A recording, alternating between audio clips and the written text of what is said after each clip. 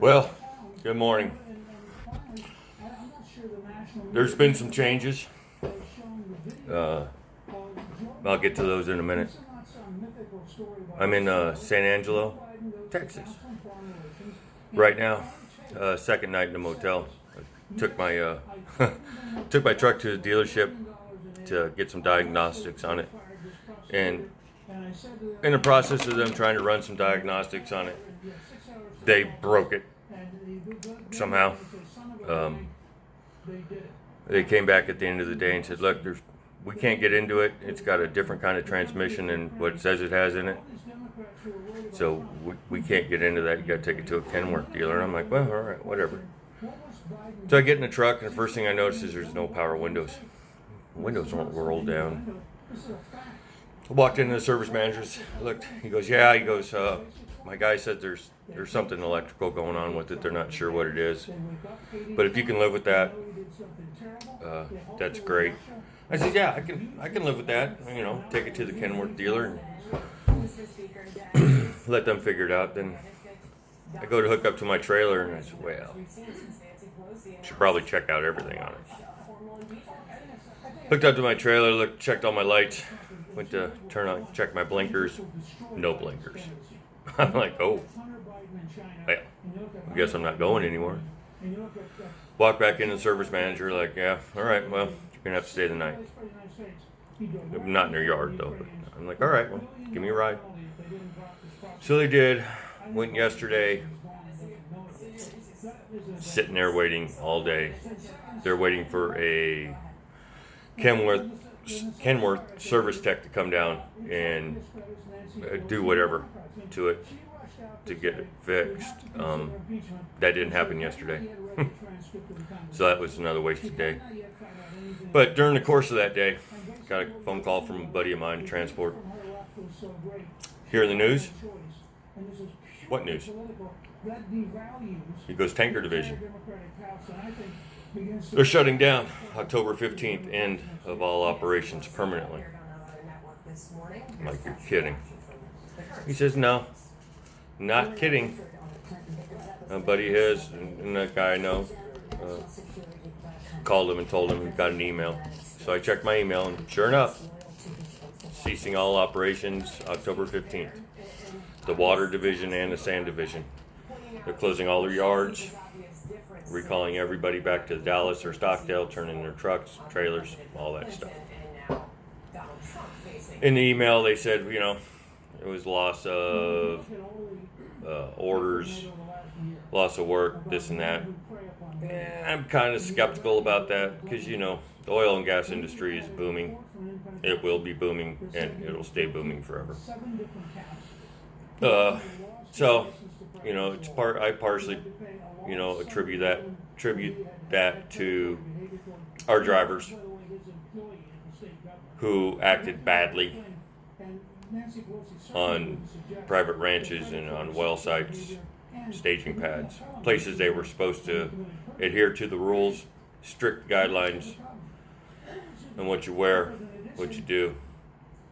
Our drivers didn't do that a lot. I mean, a lot.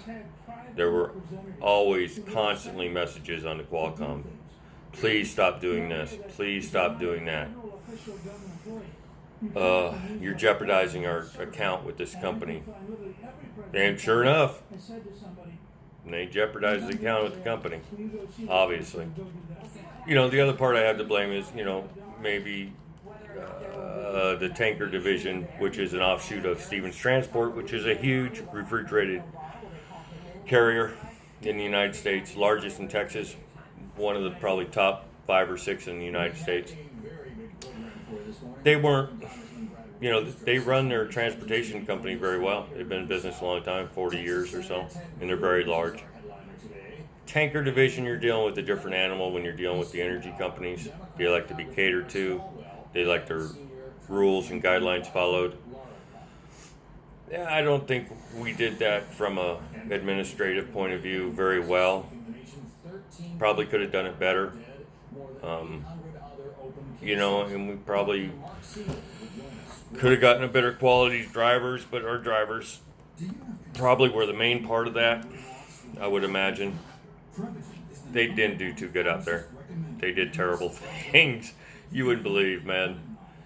A couple of guys got fired for, one guy got fired for getting on his trailer, on top of his tanker trailer, at the well, in flip-flops and shorts. What? Yeah.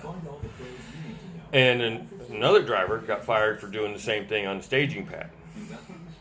Those are just not acceptable at all in the oil fields. Not at all. I don't know what we're thinking. I personally have seen drivers speed on the well. I mean, drive fast on the well, and that's a huge no-no, man. Huge. And I've also seen the comings and goings of energy company accounts that we would have, and we would be running that account, nothing but Stevens trucks, and then other companies would be showing up there, and then all of a sudden, when that well moved and got done and moved to a new location, guess what? We didn't go with them. Telltale sign, right?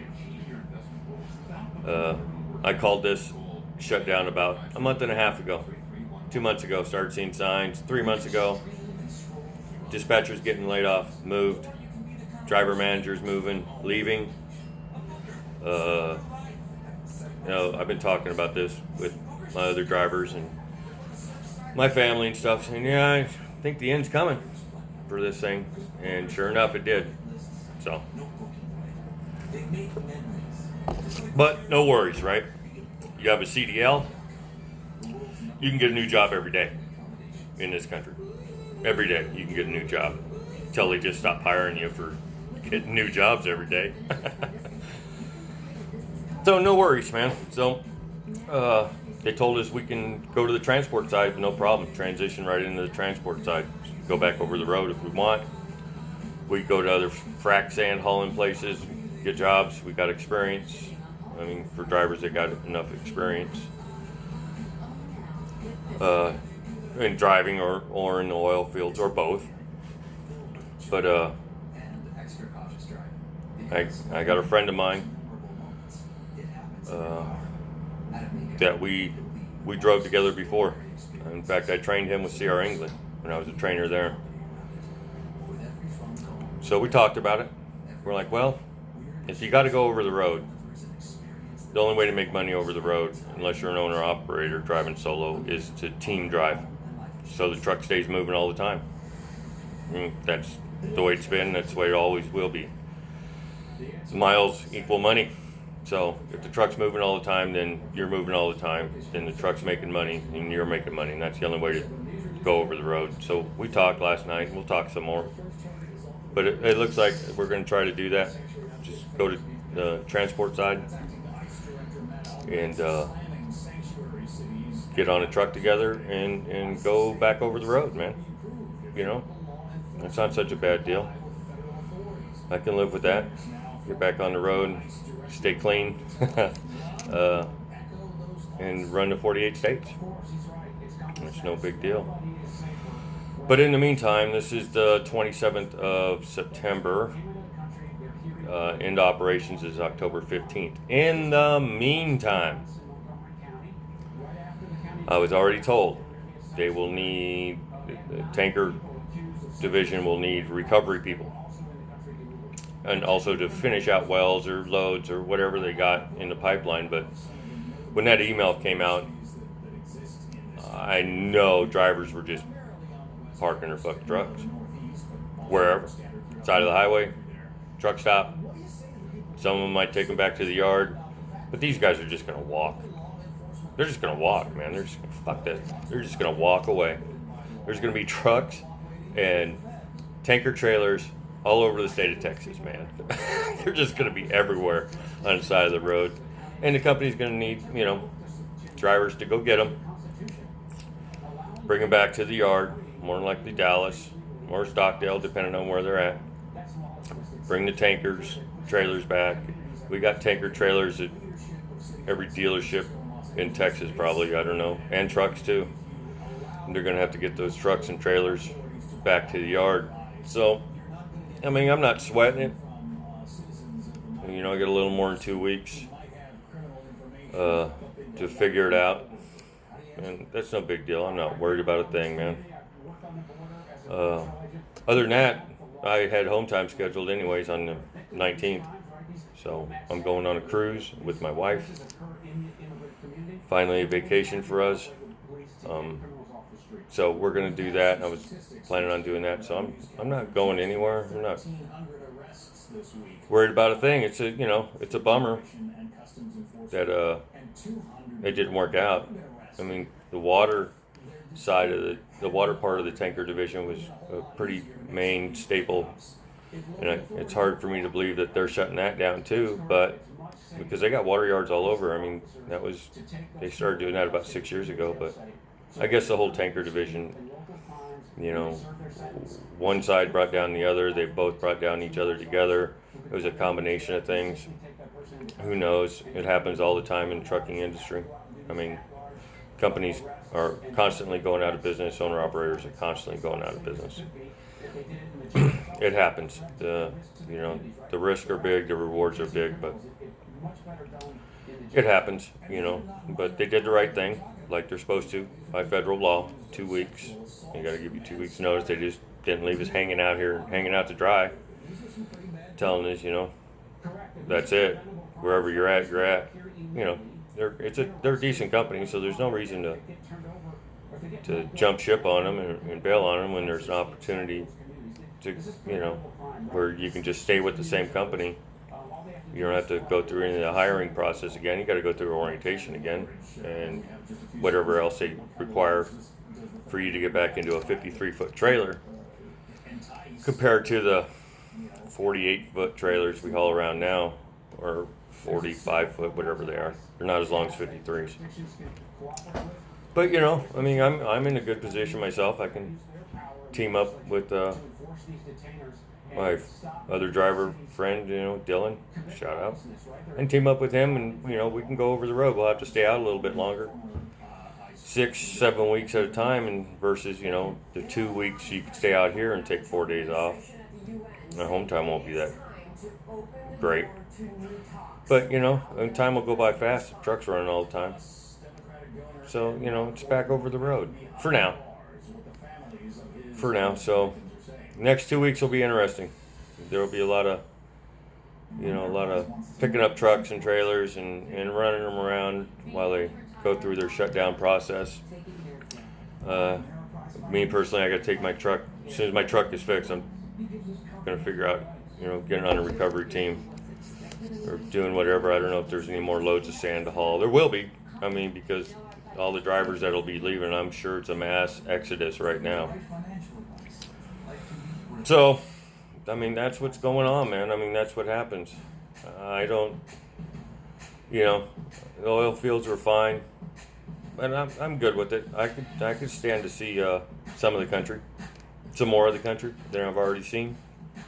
Why not? I'm team up with Dylan, and he's a good kid, good driver. He's young. He can drive at night. I'm old. I drive during the day. But, you know, it helps to have somebody you already know and you've already driven with together. If you can do that and get in a team driving situation with somebody you've already driven with, already spent time in the truck with, and you know you guys get along, there's no problems, there's no issues, you can't ask for a better situation than that. Because other than that, you're going to get teamed up with somebody you don't know, and you won't figure out that you can't get along for at least, you know, a week or two or a month or whatever. And, you know, you got to make some kind of commitment to the job. So you can get a truck with somebody you already know, you've already driven with. That's a win, right? Right off the bat, that's a win. No matter what, that takes a lot of pressure off, a lot of worry, and a lot of concern. So I have no worries, no concerns about getting in a truck with Dylan and driving. No worries at all, none. So that cuts all that out of getting back over the road. No worries at all. So, you know, what's there to worry about? Making deliveries, finding piece of cake, man. Come on. Even, over the road, they even give you navigation on the Qualcomm's. Oil fields, they don't give you any navigation on the Qualcomm. So, but yeah, I mean, it'll be a little bit different, but if you know who you're going to team up with, man, I was happy to get his phone call, and my wife was happy to hear it. I was happy to hear it. He's probably happy to hear it. I mean, if you got to be a truck driver, if that's what you want to do, is be a truck driver, which is what I want to do. Well, get out there and drive then.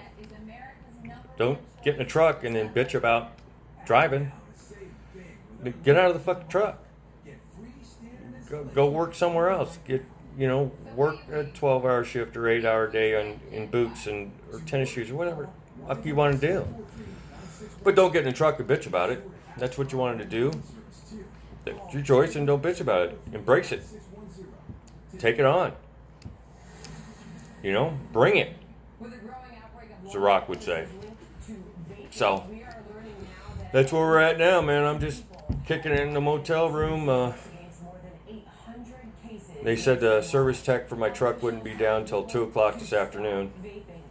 So, checkout time here isn't until noon, so I'm good with that. I'll hang out and watch the news. Something. But that's what's going on, man. So sand in West Texas for Stevens Tanker Division's over. Over.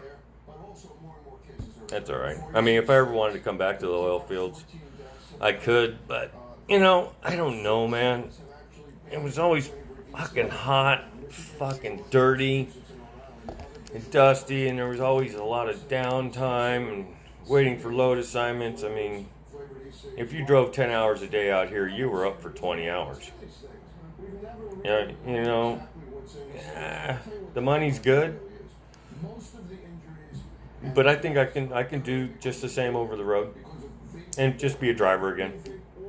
Just drive. It's no big deal. Tandems, trailer washouts, foot and fuel for the reefer, load locks, shit like that. Just easy stuff, man. I mean, really easy stuff compared to, what, frac sand is. That's where it stands for now. So, one step at a time. Just try to get my truck fixed and see where we go from there. But, I'll throw out some other videos, man, as this tanker division winds down. We'll see how that goes. It should be interesting. Should be a mad rush to get everything back to Dallas like they want from all these places. Because I'm telling you, there's tanker trailers all over the place, man. All these Kenworth dealers and all these places, man, where trucks have been, left or broke down, and the trailers are there, and so they got to get the trailers back. So you can't hook them up to the back of another trailer and do it. You got to send a bobtail out there and get them and bring them back. And hell, West Texas, that's 400 miles one way to the yard. So you could. There's at least a dozen trailers at Kenworth and Odessa. So how many trips is that to Dallas? 12 one-way trips? 24 one-way trips there and back. That could take some time, man. That's, they better get a fleet of fucking recovery guys out here and start hauling trailers back there. So I don't know how that's going to pay. Oh, they'll probably pay whatever they need to pay to get that done. I would imagine. I mean, I can't see them being too cheap on getting them back. It seems how that's going to be the last time they're going to have to pay for it. So, all right, brothers and sisters, I will keep you updated, and good luck and be safe. Like and subscribe. I'm going to keep the same channel name. We might just update it a little. Maybe. All right, later.